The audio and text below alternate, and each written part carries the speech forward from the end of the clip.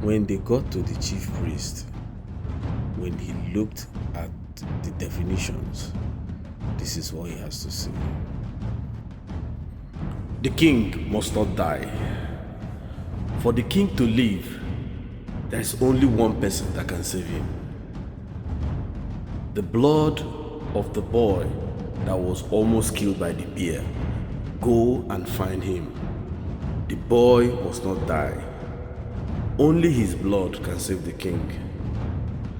And only then will the village not have problem. If the boy dies, the king dies. And if the king dies, this village will be in crisis. Go and save the boy.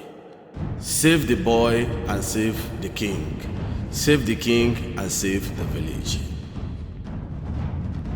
And so the story is about to start. And he threw the definitions on the floor. He looked at it and he looked at the elders and he told them, "My people, your village has a king. The king has a prince, but the prince would be brought by the gods. Your major problem now is not who is going to ascend the throne, but the main problem is how to save the king. But when the king is saved, then the king, for the first time in the history of Mbaku Kingdom, will crown another king. After crowning the king, he would see the next king talk to you, his people, before he would join his ancestors. He is a very nice king, and so the gods decided that he would be the only king that would ever see the next king. This is what the gods have decided. The elders became more confused. The elders were surprised. This has never happened in our community. A king has never seen the next king. A king only knows his son, but doesn't see the son crowned a king. And this king has never seen the son. How then would he crown a king? Onowu is supposed to crown a king, but now the God says the king will crown a king. Who is this king? Well, the gods have spoken, and we are mortals. We can never know more than the gods. They turned to the seer. They said, "Wise one, how can we see this person that would cure our king?" And so the seer threw the deviations on the floor. He picked up one, looked at it, and then he told the elders, "There is an evil forest 4 markets away from the village. This evil forest is by the east of the village." He told them that when they get to this evil forest and enter, there is only one hut inside the forest, and there is only one hunter living inside that hut in the evil forest. The son of this hunter has a wound at his back. That wound, the blood from that wound must be rubbed on the king's face. The blood from that wound, when covered the king's face, shall make the king well. That is the only way to save the king.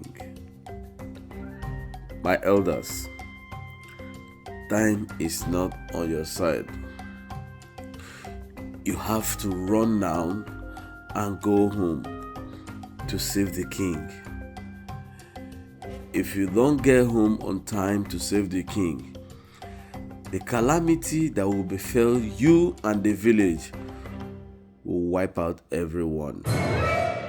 So the elders stood up and left immediately.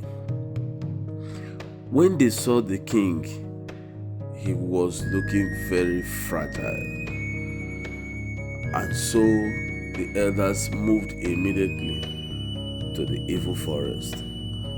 They walked 4 days to the east. And when they saw the great hunter, Ikume, they bowed on his feet. He asked them, "What do I deserve on this honor?" And the elders told him, "That you hold the secrets of Mbaku kingdom. If you don't help us, nobody can save the whole of the kingdom." Ikume welcomed them and said, "Okay, what is it that I hold that will save the kingdom?" And the elders told Ikume that it has been revealed that your son has a wound on his shoulder, and that wound is the only thing that can heal our king. And our king is dying.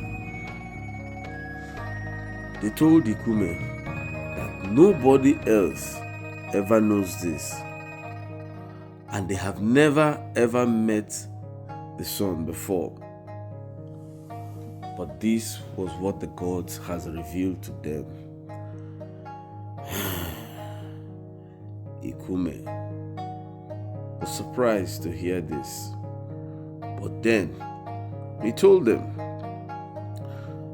that he would go with them, and that's the only way the son would go with them. The elders agreed with that. He told them because he doesn't want anything to happen to his dear son. The elders agreed. They were so happy, and so they went back to the village. When they got to the village, the king was already closing his eyes in pains. But when the king heard their sound, he turned and opened his eyes. But the king doesn't know who they were. And so the Onowu put his hand at the shoulder of the back of the shoulder of the boy, and with this blood he covered the king's face, and the king sneezed. With a big cough, he opened his eyes, and he was well. This happened like magic. The king stood up and he was okay. Everyone were happy. The news went out immediately. People started jubilating, dancing. They were praising the gods for making the king well again. When the king stood up, he sat down out, and a noise was blown from the palace to announce that the king is up. So the king came out and sat on a chair while his people sat around him. He raised his hand and thanked everyone who had been praying for him all through the hard times. He thanked them, and he told his people that during the time of his sickness, the gods told him that the person that his body will heal him shall be the king. He told them that this is what the gods revealed to him. People were surprised. How? And the king raised his hand and told them that they should bring out the boy and bring a crown. So the king removed the crown from his head and blessed the new crown and crowned the new prince. The whole village erupted in happiness. People were happy that finally we have seen a prince and we have seen a king. But then, who is this prince? Some people were now talking that this is an abomination because no king has ever crowned another king. But little did they know that more things are coming. The king told them that this is your new king because his time to join the ancestors was almost here, and this is the decision of the gods. He told them that in 7 days' time there is going to be celebration. And so the king directed the guards to prepare a new hut for the new king and his father, because his time has come. On the 5th day before the 7th day, the chief priest came to the king and told the king that he has a message for him and the family. He told the king that this message will be delivered to the household on the 7th day before the celebration. The king agreed. He told the chief priest, yes, whatever the gods want, we shall do. For now, I am no longer your king, but I'm an elder that will guide the king until he takes full charge. So the gods are wise, and we shall do whatever the gods want us to do. So the chief priest left. On the 7th day, everyone gathered in the palace, and the chief priest came. He told the king that the boy you crowned is no stranger, but he is your biological son. The king was surprised. He said, the mother of this boy shall inherit this palace as the queen mother. But your wife is still the queen, because your wife is a very good queen.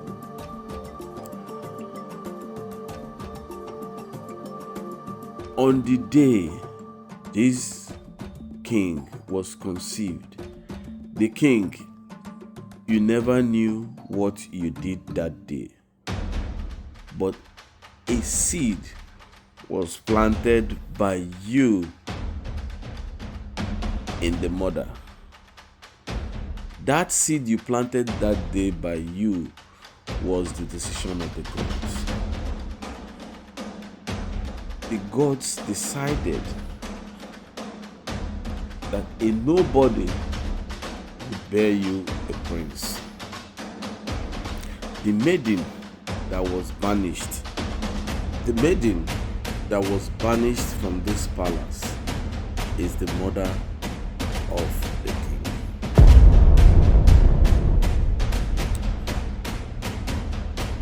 Everyone was surprised, but the chief priest told the king, "You have done very well," and the gods decided your legacy will live on. But your job in this palace is over. He told the new king that you have to do everything within your powers to look for your mother. Bring back your mother to this palace, for she shall be the queen mother in this palace. But for today, everyone shall rejoice and celebrate, for we now know the king of this kingdom. And for the queen here shall continue to live like a queen, because she has been a very virtuous woman and has kept this community as one. For the rest of her life, she shall be treated as a queen, and whatever she deserves, she shall be given. Everyone was happy. The celebration continued. People were happy celebrating. But now, there lies another story. Where is the queen mother? Who is going to bring back the queen mother? What is going to happen in the palace? The 8 daughters of the king. What is going to happen? And so our story continues. We hope we have been able to make you happy. Moral of this story is that don't despise anybody. A nobody can be somebody. If you liked this story, give us a thumbs up. Comment and tell us what you like and what you like us to do more. Support this channel by subscribing to this channel. We shall continue to bring you stories that keep you happy. Enjoy.